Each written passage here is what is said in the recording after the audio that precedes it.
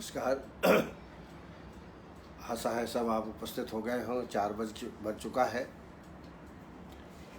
कल हम लोगों ने क्लैब के बारे में चर्चा की थी, उसके पहले स्टर्टिलिटी में के बारे में चर्चा की थी। आज हाइपोथायरॉयड के बारे में चर्चा करेंगे। इसके पहले हाइपरथायरॉयड के बारे में अपन चर्चा कर चुके हैं। तो आज हाइपोथायरॉयड पर कुछ अपने विचार में आपके सम्मुख रखूंगा। पहले प्रश्न ले लेते हैं। डॉक्टर भूक्या रवि, उनका प्रश्न है, 1 वर्ष का बालक है, उसको काऊ मिल्क देते हैं तो एलर्जी हो जाती है। काऊ मिल्क से एलर्जी है। इसके माने यह हुआ कि उनका व्याधि क्षमता तो कम है। तो ऐसी औषधियाँ, रसायन औषधियों का प्रयोग करना चाहिए जिससे उसका बल वृद्धि हो।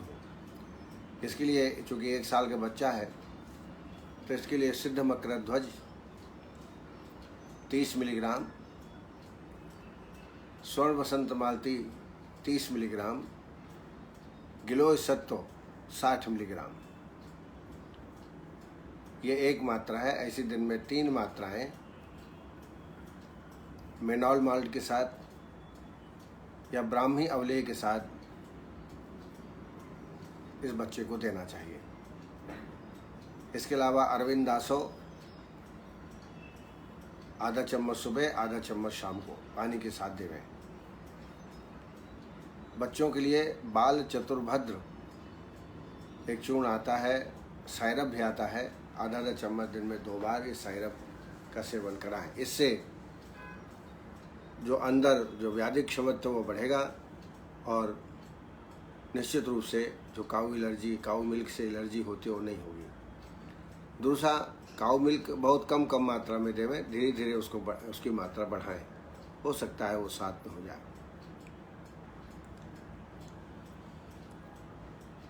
डॉक्टर गिरिराज प्रसाद शर्मा, उनका एक एक्सपीरियंस है। कैप्सूल P5/6 2/2 दे रहे थे वो, साथ में नवाइस रसायन का प्रयोग कर रहे थे विटिलिगो में, और इसमें अच्छा लाभ उनको प्राप्त हुआ है। नवाइस लौह पर हमने सोरियोसिस पे काम किया है और बहुत ही अच्छे इसके रिजल्ट प्राप्त होते हैं। तो निश्चित रूप से विटिलिगो भी त्वचा रोग है, तो इसमें भी लाभ उनको प्राप्त हुआ है। तो कोई आश्चर्य नहीं है।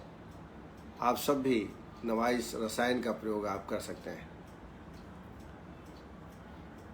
डॉक्टर मंजू भाटिया, उन्होंने एजियोस्पर्मिया, स्पर्म जिसमें नील होते हैं, उसका ट्रीटमेंट के बारे में पूछा है। ये निश्चित रूप से कंजेनाइटल होता है ये बीमारी, और इसको गारंटी से आप ठीक नहीं कर सकते हैं। प्रयास करना चाहिए। इसमें सबसे पहले शोधन कर्म करें, क्यों कहा है कि बाजीकरण और रसायन औषधियाँ शोधन के बाद दें तो ज़्यादा लाभ करते हैं। तस्याम संशोधन शुद्धा सुखी जात बला पुनः रसायनम प्रयुंजेति तत्प्रयोक्ष्यामि शोधनम। इसलिए सबसे पहले दीपन पाचन के लिए पंचकोल काढ़ा 5 दिन देवें। उसके बाद फल घृत से आभ्यंतर स्नेहपान करें, या कल्याण घृत या अश्वगंधा घृत से आभ्यंतर स्नेहपान करें सम्यक स्नेह लक्षण प्राप्त होने तक। फिर 1 दिन स्वेदन कराएं, बमन करा दें। बमन के 15वें दिन विरेचन। अवरेचन करने के बाद कल मैंने अपत्यकर वस्तियाँ मैंने बताई थी, उनका प्रयोग करें। अपत्यकर वस्तियाँ, अपत्यकर दुग्ध, अपत्यकर घृत, इसके बहुत अच्छे योग मैंने कल आपको बताए थे, उनका प्रयोग जरूर करें। दूसरा, बाजीकरण वस्ती, उसमें अश्वगंधा, शतावरी, सफ़ेद मूसली, बबूल फली और मुलैठी, इन सब का यवकोट कर लें और इनका काढ़ा बना लें करीब 400 ml, और इसमें दूध 200 ml डाल करके दुग्ध शेष रहने तक इसको पका लें। और इस दुग्ध में 200 ml दुग्ध में 50 ग्राम अश्वगंधा घृत, शहद 50 ग्राम, 2.5 ग्राम सैंधव डाल करके ये बाजीकरण बस्ती देवें। ये निश्चित रूप से पेशेंट को लाभकारी होगी। इसके अलावा बानरी गुटका का या ब्राह्मण गुटिका, चरक में इसका उल्लेख है, चरक रसायन बाजीकरण में, वहाँ आप देख सकते हैं। जब मैं रायपुर में पदस्थ था तब मैंने बानरी गुटिका जो चरक में उल्लेखित है उसको बनवाया था, और ऐसे ही केस में सक्सेस मुझे मिली थी। तो आप भी उसको बनाएं और प्रयोग करके देखें। इसके अलावा अनेक, जैसे पुष्पधन्वा रस है, पुष्पधन्वा रस, शिलाज इत्यादि लौह, त्रिवंग भस्म, इनका भी प्रयोग कौच पाक के साथ करना चाहिए। लगातार ट्रीटमेंट देने से, संशोधन करने से, दोनों को, हस्बैंड और वाइफ दोनों का ही ट्रीटमेंट करना चाहिए। पर चूँकि एंजियोस्पर्मिया पुरुष से संबंधित है तो उनका विशेष रूप से ट्रीटमेंट जिस प्रकार मैंने बताया वो करें। ईश्वर करेगा तो लाभ प्राप्त होगा। इसके अलावा सिद्ध बस्ती, यवकोल कुलत्थानाम क्वाथा मागधिका मधु ससैंधवः स यष्टावः सिद्ध बस्ती इति स्मृतः। इस सिद्ध बस्ती में अश्वगंधा और केवाच बीज और चूर्ण डाल दीजिए, और ये बाजीकरण के लिए बहुत ही श्रेष्ठ बस्ती है। मेरी किताब में इसका उल्लेख है, आप देख करके उसका प्रयोग कर सकते हैं। डॉक्टर ऊषा तबानी, उन्होंने एक्यूट ल्यूकोरिया का ट्रीटमेंट पूछा है। जैसा आप जानते हैं, ल्यूकोरिया को श्वेत प्रदर कहा जाता है, और ऐसा रोगी बहुत कमजोरी महसूस करता है, कमर में दर्द होता है और कपड़ों में दाग लगते रहते हैं ल्यूकोरिया में। हालांकि पेन नहीं होता है इसमें, लेकिन बड़ी ग्लानि रोगी को महसूस होती है। तो सामान्यतः जो ट्रीटमेंट करते हैं वो तो आप करिए ही करिए। जैसे प्रदरांतक लौह 250 मिलीग्राम, प्रवाल पिष्टी 250 मिलीग्राम, गिलोय सत्व 250 मिलीग्राम, ये एक मात्रा है। ऐसे दिन में 2 या 3 मात्राएं दीजिए। इसके अलावा पुष्यानुक चूर्ण 5 ग्राम दिन में 2 बार या 3 बार, अशोकारिष्ट 4 चम्मच पानी भोजन के बाद, सिरप M2 टोन 5 ml thrice a day, Charak का है ये, टैबलेट ल्यूकॉल 2 गोली सुबह 2 गोली शाम को। ये ट्रीटमेंट आप जानते हैं, इसको देना चाहिए। कुछ मैं अनुभवजन्य प्रयोग और बताना चाहूँगा श्वेत प्रदर के लिए, उनका भी प्रयोग ऐसी अवस्था में आप जरूर करें। एक बड़ा साधारण सा प्रयोग है, आंवले के बीज कलेक्ट कर लीजिए और उसको फोड़ करके अंदर गिरी होती है, आंवले के बीज के अंदर गिरी, उस गिरी को निकाल लीजिए और इसको थोड़ा से पानी से डाल के पीस लीजिए, कल्क बना लीजिए, और इसमें मिश्री और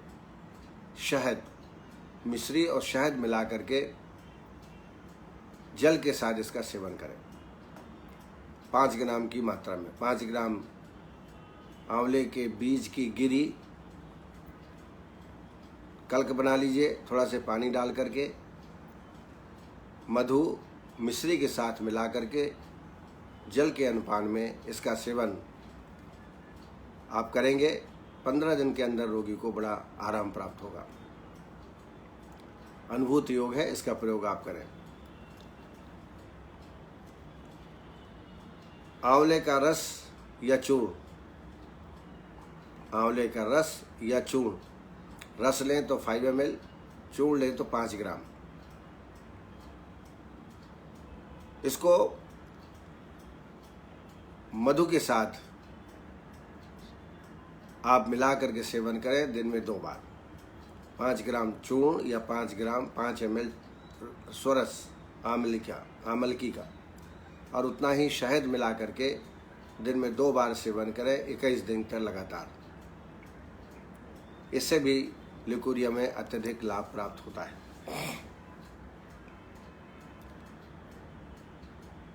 इसके अलावा एक और योग है पठानी लोध्र और वट की छाल, बरगद, पठानी लोध्र और वट की छाल, इनको योकुट कर लीजिए, सुखा के योकुट कर लीजिए और करीब 20 ग्राम योकुट पठानी लोध्र और वट की छाल को 8 गुना पानी डाल करके चतुर्थांश शेष रहे तक काढ़ा बना लीजिए और इस काढ़े का सेवन 21 दिन तक करिए। ये भी बड़ा उपयोगी और अनुभवजन्य योग है। एक और योग है चौलाई। चौलाई की सब्जी हम लोग खाते हैं, तो चौलाई की मूल और मधु, चौलाई की मूल 5 ग्राम, शहद 10 ग्राम,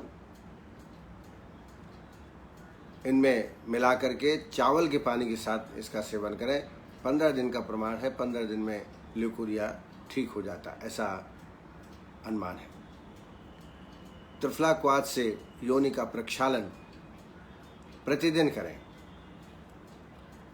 इसके अलावा एक और योग है, बड़ा प्रसिद्ध योग है, पिपली, लौह भस्म और हरड़ चूर्ण, हरित की चूर्ण। पिपली 2.5 ग्राम, हरड़ चूर्ण 5 ग्राम, लौह भस्म 250 मिलीग्राम। इस शहद के साथ प्रातः एवं सायं सेवन करें। यह भी बहुत उपयोगी है और आसानी से आप बना भी सकते हैं। फिर से मैं रिपीट करता हूँ, पिपली 2.5 ग्राम, हरड़ चूर्ण या हरित की चूर्ण 5 ग्राम, लौह भस्म 250 मिलीग्राम, शहद के साथ सुबह और शाम 21 दिन तक सेवन करें। इससे निश्चित रूप से ल्यूकोरिया में आराम प्राप्त होता है। इसका आप प्रयोग करें। डॉक्टर रजनीश शर्मा, उनका एक पेशेंट है, 40 साल का मेल है,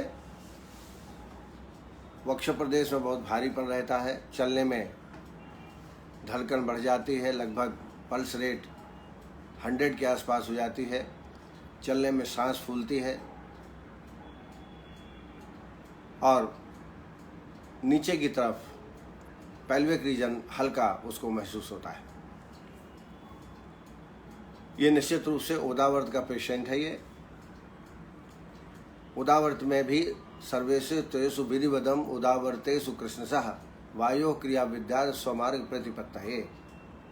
जब अपान वायु की विलोम गति होने लगती है, ऊर्ध्वगत होने लगती है, तो इस प्रकार के लक्षण रोगी में प्राप्त होते हैं। ऐसी अवस्था में वायु का अनुलोमन कराते रहना चाहिए। इसके लिए आप चाहें तो अच्छा रहेगा कि आभ्यंतर स्नेहपान करा के विरेचन करा लें। विधि वही है, पहले दीपन पाचन औषधियाँ दीजिए 4 दिन 5 दिन, उसके बाद त्रिफला घृत से आभ्यंतर स्नेहपान कर लें। सम्यक स्नेह लक्षण मिलने के बाद 3 दिन स्वेदन और फिर विधिवत क्लासिकल विरेचन करा दें। विधिवत संसर्जन क्रम करें और फिर औषधियों का सेवन पेशेंट में करना चाहिए। गैस का अनुलोम होगा, मल प्रवृत्ति अच्छी होगी तो उधर में जो छाती में भारीपन है, चलने में जो धड़कन बढ़ जाती है, वो लक्षण इसमें नहीं होंगे। इसके अलावा औषधियों में गुल्म कालानल रस 125 मिलीग्राम, हृदयाणव रस 125 मिलीग्राम, सूत शेखर रस 125 मिलीग्राम। ये दिन में 2 बार शहद के साथ इसका सेवन कराएं। चूर्णों में हिंगवादी चूर्ण या हिंगवष्टक चूर्ण 5 ग्राम भोजन के साथ साथ या भोजन के पहले दोनों टाइम सेवन करें। शिवाक्षार पाचन चूर्ण, ये भी बहुत उपयोगी चूर्ण है। इसको खाना खाने के बाद 5 ग्राम की मात्रा में आपको लेना है। और घर में एक हम पेशेंट को बता देते हैं कि चूर्ण बना लीजिए। उसमें स्याह जीरा, 50 ग्राम अजवाइन, इन दोनों को बारीक पीस लेते हैं। स्वाद के अनुसार काला नमक या सेंधा नमक मिलाते हैं और यह चूर्ण भी बड़ा उपयोगी चूर्ण है। इसका भी प्रयोग आप पेशेंट पे कर सकते हैं। आंसू अरिष्ट में पिपल्यासो 2 चम्मच, जीरकाद्य अरिष्ट 2 चम्मच, 4 चम्मच पानी भोजन के बाद इसका आप प्रयोग करें। यह भी बड़ी अच्छी चिकित्सा है, इससे वायु का अनुलोमन हो जाता है।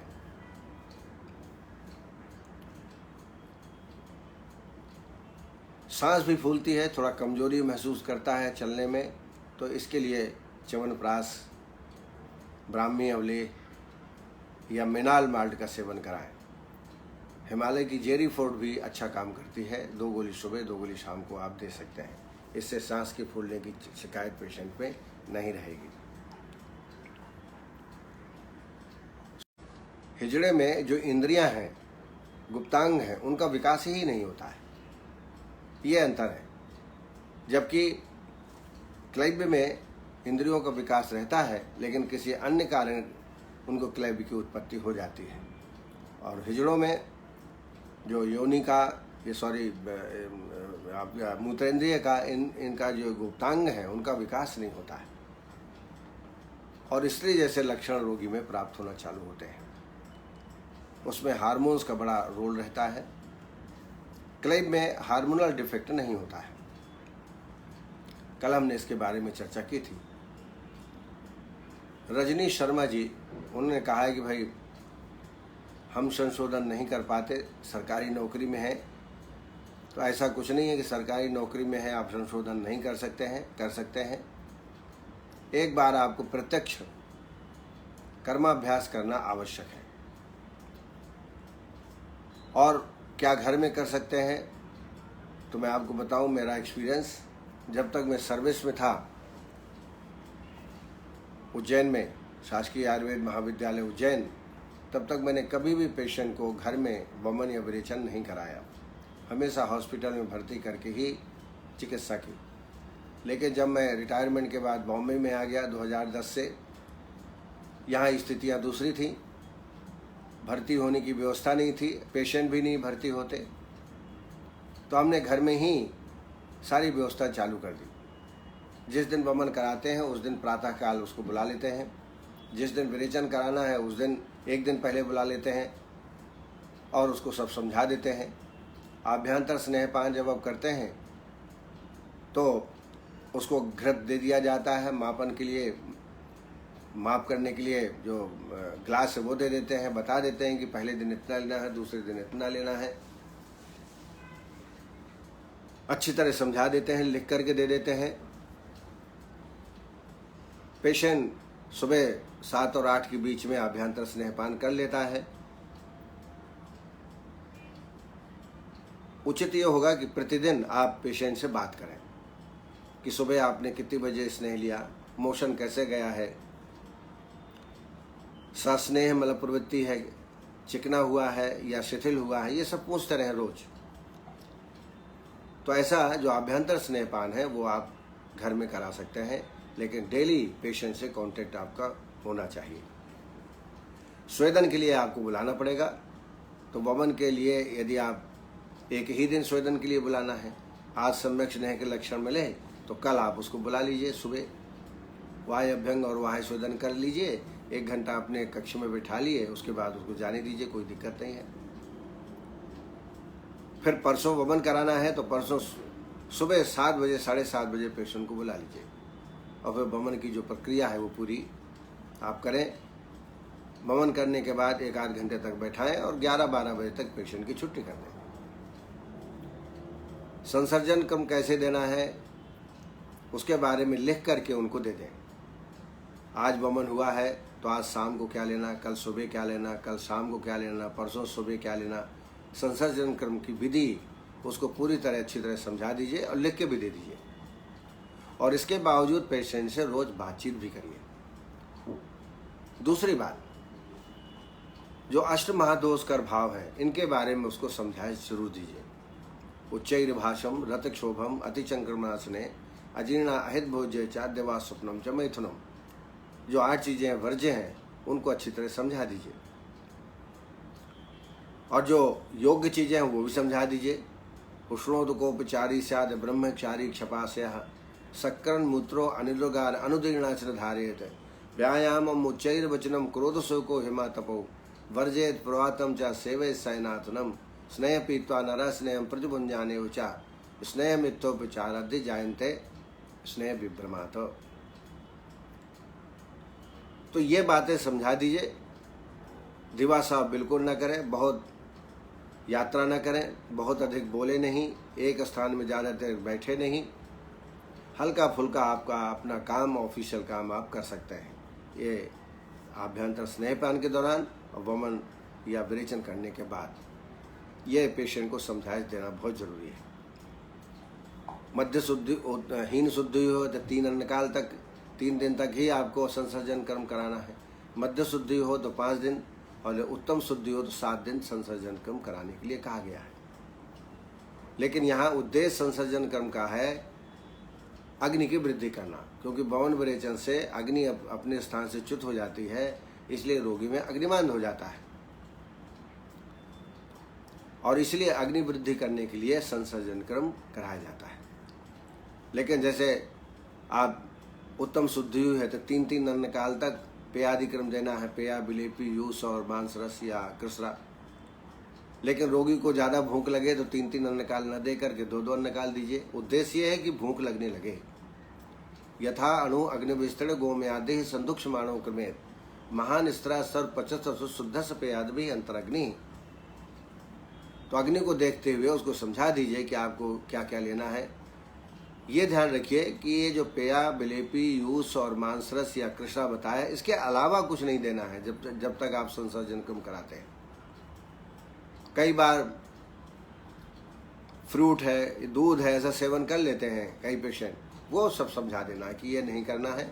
मान लीजिए आपको यूस चल रहा है सुबह शाम और आपको भूख ज़्यादा लग रही है तो यूस को रिपीट कर लीजिए, 3 बार दे दीजिए, 4 बार दे दीजिए, ये कर सकते हैं। लेकिन कोई अन्य पदार्थ इसमें नहीं देना है। ये सब पेशेंट को समझा दें। जब आप विरेचन कराएंगे तो उसमें 3 दिन तक स्वेदन कराना है, तो 3 दिन आपको रोगी को बुलाना पड़ेगा। 8 बजे बुला लीजिए, 9 बजे वायु स्वेदन करके चला जाएगा। और तीसरे दिन आप विरेचक औषधि दे दीजिए उसको, इच्छा वेदी रस अलग से दे दीजिए, कुटज घनवटी भी दे दीजिए और समझा दीजिए कि काढ़ा कैसे बनाना है, कैस्टर ऑयल कितना डालना है, वो सब समझा दीजिए।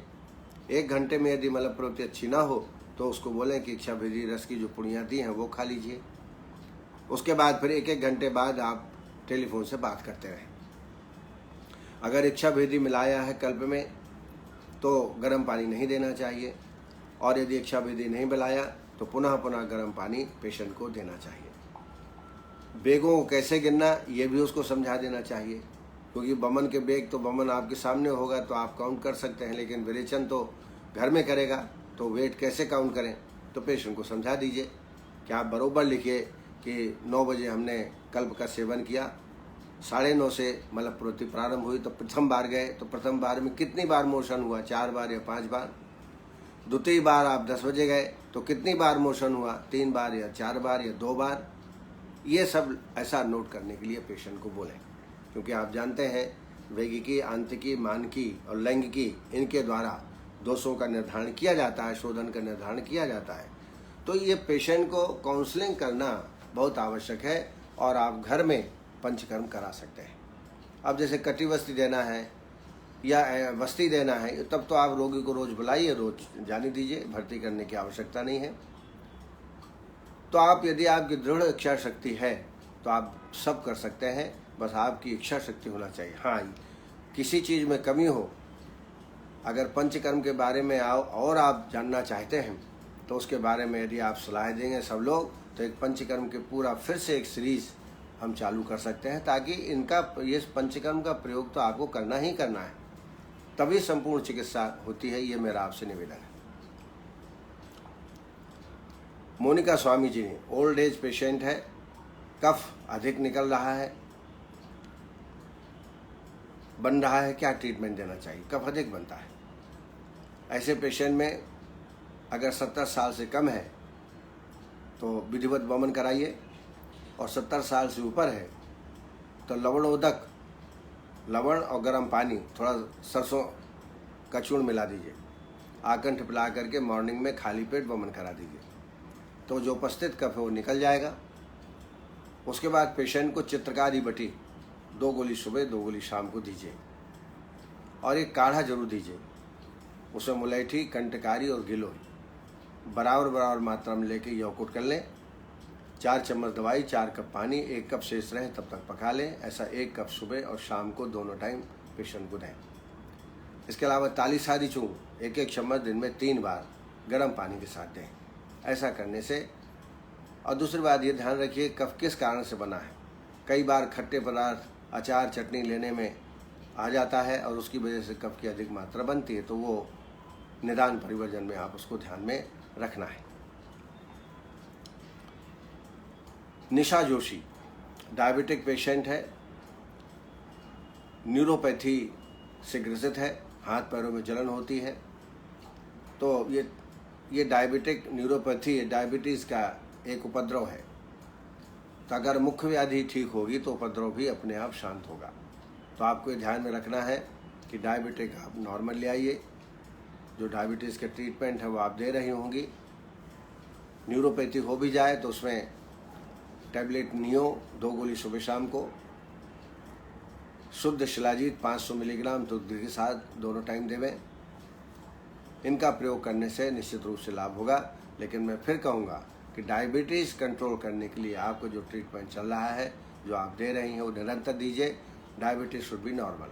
तो न्यूरोपैथी भी पेशेंट में तकलीफ नहीं देती है। योगेश महाजन जी का प्रश्न है, 6 साल का बच्चा है, गंधक रसायन की डोज क्या होना चाहिए? तो एडल्ट में हम 250 मिलीग्राम देते हैं। अगर बच्चे 12 साल का है, 12 से या 10 और 12 15 साल का है तो आप 125 मिलीग्राम दीजिए। बालक है 6 महीने का, साल भर का, 5 साल का, तो उसको 30 मिलीग्राम आप गंधक रसायन दे सकते हैं। डॉक्टर सुनीता साहू 23 साल का फीमेल पेशेंट है। उनका मेंसेस के 15वें दिन बहुत ही अधिक पेन चालू हो जाता है। ये भी हार्मोनल डिस्टर्बेंस से ये हो रहा है ऐसा लगता है। इसलिए ऐसे पेशेंट को आप शोधन कराइए, वमन, विरेचन और लेखन वस्ती।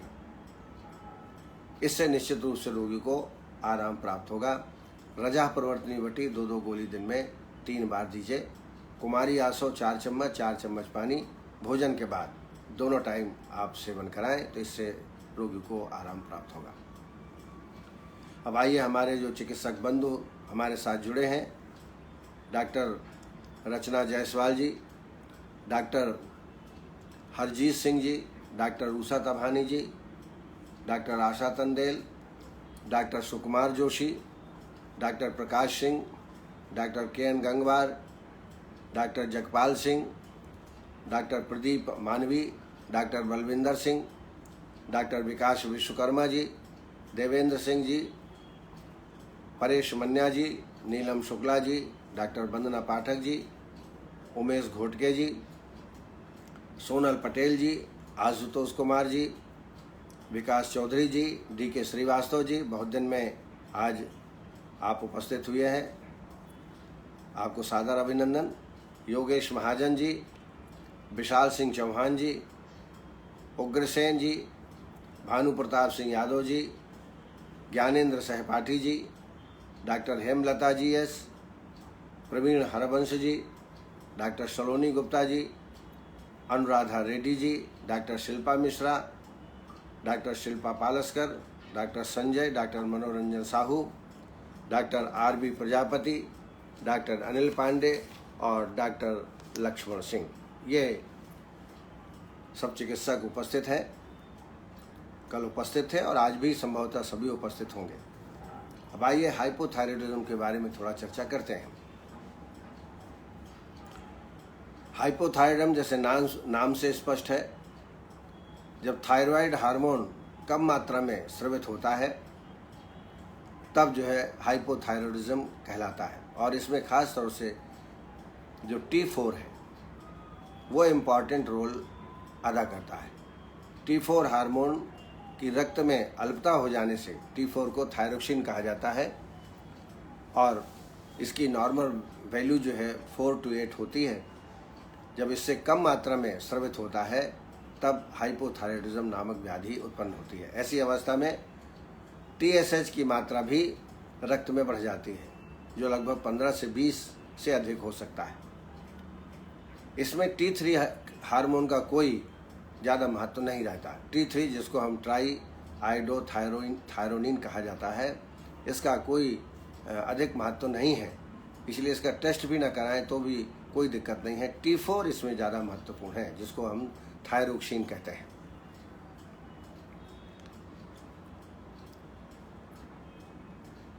इसमें T3 का महत्व है, जैसे मैंने बताया। हाइपोथायराइडिज्म में 2 तरह से लक्षण प्राप्त होते हैं। एक तो बच्चों में, जिसको हम क्रिटिनिज्म कहते हैं, और वयस्कों में जो उत्पन्न लक्षण होते हैं उनको हम मैक्सोडीमा कहते हैं। तो आइए पहले बच्चों में होने वाला रोग जो हाइपोथायराइडिज्म की वजह से होता है, जिसको क्रिटिनिज्म या बौनापन कहा जाता है। जन्म के समय थायराइड अविकसित हो या रोगग्रस्त हो जाए तब क्रिटिनिज्म व्याधि की उत्पत्ति होती है। प्रायः यह व्याधि 2 वर्ष की आयु तक होती है। लक्षणों में ड्राई स्किन हो जाती है, स्केलिंग होता है, पेशेंट को कॉन्स्टिपेशन और ब्रेडिकार्डिया, हॉर्स क्राई, अस्थि विकास अल्प होना, राउंडेड फेस हो जाता है और बौनापन, नैरोइंग दी फोरहेड, उदर का आगे उदर जो है आगे की ओर निकल जाता है, बहरापन भी लक्षण एक उत्पन्न हो जाता है, मानसिक विकास अवरुद्ध हो जाता है और पेशियों में बहुत ही कड़ापन आ जाता है। ये क्रिटिनिज्म के मुख्य लक्षण हैं। वयस्क व्यक्तियों में मैक्सोडीमा होता है, जैसा कि मैंने पहले बताया। इसके प्रमुख लक्षण हैं कोल्ड इंटॉलरेंस, मेंटल एंड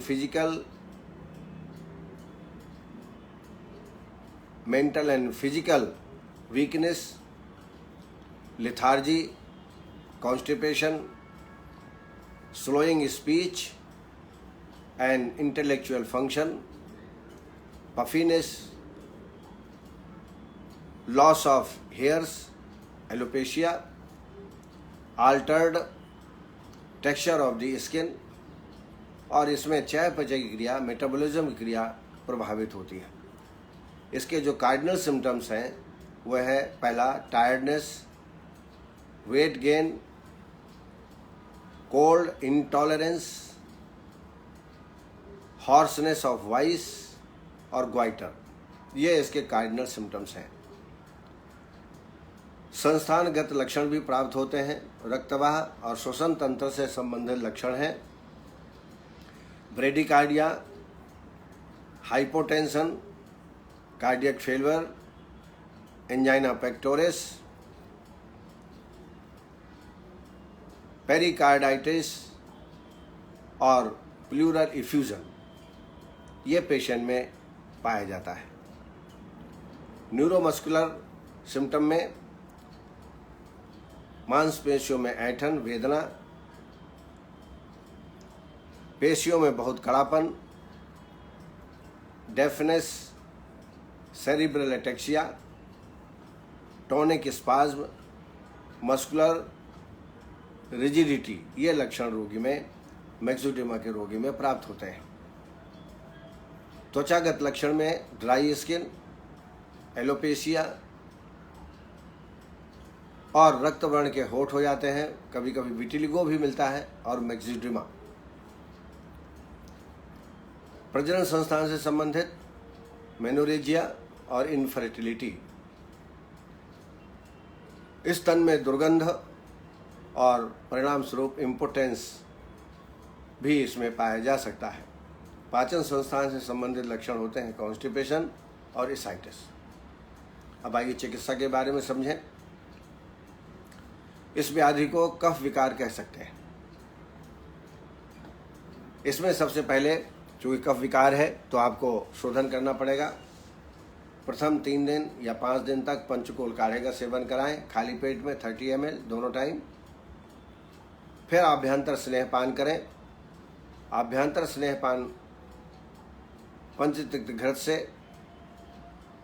करें। जब सम्यक स्नेह के लक्षण मिल जाएं तब आप जो है वमन कराएं। वमन कल्प बनाने के लिए मुलैठी, पटोलपत्र और निम्ब छाल, मुलैठी, पटोलपत्र और निम्ब छाल, इनका 20-20 ग्राम की मात्रा में लेकर 100 ml काढ़ा बना लें और इसमें 15 ग्राम मदन फल पिपली यौकुट करके भिगो के वमन के 1 दिन पहले रख दें। प्रातःकाल उसको मसल के छान लें और इसमें शहद 20 ml और 2.5 ग्राम सेंधो मिला करके मदन फल कल्प आप तैयार कर लें। इससे आप वमन कराएं। संसर्जन कम कराने के पश्चात विरेचन कराएं। अब विरेचन के लिए जो कल्प लेते हैं वह है कुटकी, निशोथ, त्रिव्रत और त्रिफला। कुटकी, निशोथ, त्रिव्रत और त्रिफला प्रत्येक 20-20 ग्राम लेकर के 30-30 ग्राम ले लीजिए और यौकुट करके काढ़ा बना लीजिए 100 ml और इसमें एरंड तेल 40 ml डाल करके विरेचन के लिए दें वमन के 15वें दिन। इसमें निरूह बस्ती भी लगाना है। निरूह बस्ती के लिए गोक्षुर, त्रिफला, शुंठी और विडंग। गोक्षुर, त्रिफला, शुंठी और विडंग, इनको सबको 50-50 ग्राम ले लें। 1200 ml पानी मिला के 300 ml शेष रहने तक पका लें। 300 ml काढ़े में 50 ml त्रिफला घृत, यवक्षार 10 ग्राम, शहद 50 ml और सेंधो 2.5 ग्राम से 5 ग्राम तक मिला करके विधिवत बस्ती निरूह के रूप में देवें। अनुवासन बस्ती के रूप में सहचर तेल का प्रयोग करना चाहिए 30 ml भोजन के बाद। तो कम से कम 16 बस्ती जो काल बस्ती क्रम है वो करें तो निश्चित है पेशेंट में आराम प्राप्त होगा। औषधियों में मेदोहर गुगुलू, गोक्षुरादि गुगुलू 2-2 गोली दिन में 2 बार। जैसा मैंने कई बार बताया है, जलकुंभी भस्म या क्षार 500 मिलीग्राम दिन में 2 या 3 बार देवें। चित्रकादि बटी 2 गोली सुबह 2 गोली शाम को। कांचनादि बटी 2 गोली सुबह 2 गोली शाम को। रस औषधियों में गंडमाला कंदन रस 250 मिलीग्राम, शोथारी लौह 250 मिलीग्राम, शिलज इत्यादि लौह 250 मिलीग्राम। फिर से रिपीट करता हूँ, गंडमाला कंदन रस 250 मिलीग्राम, शोथारी लौह 250 मिलीग्राम, शिलज इत्यादि लौह 250 मिलीग्राम। ये दिन में 2 या 3 मात्राएं शहद के साथ दें। इसमें नस्य कर्म भी कराना चाहिए। नस्य कर्म करने के लिए औपीड़नस, कटुतुम्बी बीज, जो लौकी होती है 2 प्रकार की होती है, एक तो कटु और एक मीठी। मीठी की सब्जी बनाते हैं और कटु लौकी को फेंक दिया जाता है। तो कटु लौकी के बीज एकत्रित कर लें और इसका रस निकाल लें। मात्रा है 6 से 8 बूंद। प्रत्येक तीसरे दिन औपीड़न नस देवें और इसमें थोड़ा सेंधो मिला लें। कटुतुम्बी बीज स्वरस करीब 10 ml निकाल लें और 2 ग्राम के आसपास 1 ग्राम के आसपास सेंधो मिला लें बारीक, और इसको सुकोष करके 6 से 8 बूंद की मात्रा में दोनों नासा में प्रक्षेपित करना है। विधि वही है। 2 दिन आपको स्नेह नस्य देना है। उसके लिए षडबिंदु तैल 2 दिन दीजिए 6-6 बूंद, और प्रत्येक तीसरे दिन औपीड़न नस्य जो मैंने आपको कटुतुम्बी बीज सुरस का बताया है सेंधो मिला करके वो दें। 21 दिन तक ये कोर्स करें। इससे बहुत ही जल्दी हाइपोथायराइडिज्म में आराम प्राप्त होता है और धीरे धीरे आप जो एलोपैथिक मेडिसिन पेशेंट ले रहा है उसको भी आप छुड़ा सकते हैं। इसके अलावा वर्धमान पिपली रसायन, इसका भी प्रयोग श्रेष्ठ है। 1 दिन पहले गोमूत्र भिगो के रख दीजिए पिपली को और प्रातःकाल सेवन करें दुग्ध के साथ। प्रथम दिन 1 पिपली, दूसरे दिन 2 पिपली, लगातार बढ़ाते हुए 10 दिन में 10 पिपली और फिर 9वें दिन से 9 पिपली, 8 पिपली, 7 पिपली, ऐसा क्रम करते हुए 1 पिपली। ऐसे बढ़ते और कमते क्रम में कम से कम 3 बार पेशेंट को जरूर देवें। आप जब 1 पिपली आपने दिया है प्रातःकाल तो आपने 1 गिलास दूध दिया, फिर आप 2 गिलास, 3 गिलास, ऐसा बढ़ाते जाइए पेशेंट की क्षुधा के अनुसार से। ये भी बहुत ही उपयोगी पिपली कल्प है, खास तौर से हाइपोथायरॉयडिज्म के लिए इसका भी प्रयोग आपको करना चाहिए। इसके अलावा मैं हमेशा कहता हूँ योगाभ्यास, प्राणायाम, मेडिटेशन, सूर्य नमस्कार, पैदल चलना, ये नित्य प्रतिदिन करना चाहिए। ये बहुत ज़रूरी है अपने स्वास्थ्य को ठीक रखने के लिए, क्योंकि जितना हम भोजन करते हैं, जितनी कैलोरी हम खाते हैं, उसका खर्च किया जाना आवश्यक है। अगर कैलोरी अधिक मात्रा में हम खर्च नहीं करेंगे तो उसका संग्रह होगा और बाद में मेदो रोग की उत्पत्ति हो सकती है। परिणाम स्वरूप उच्च रक्तचाप, कार्डियक डिसऑर्डर, अनेक व्याधियां रोगी में उत्पन्न हो सकती हैं। इन्हीं शब्दों के साथ मैं अपनी वाणी को यहीं विराम देता हूँ। कल फिर आपसे मुलाकात होगी, तब तक के लिए आपको नमस्कार। जय आयुर्वेद।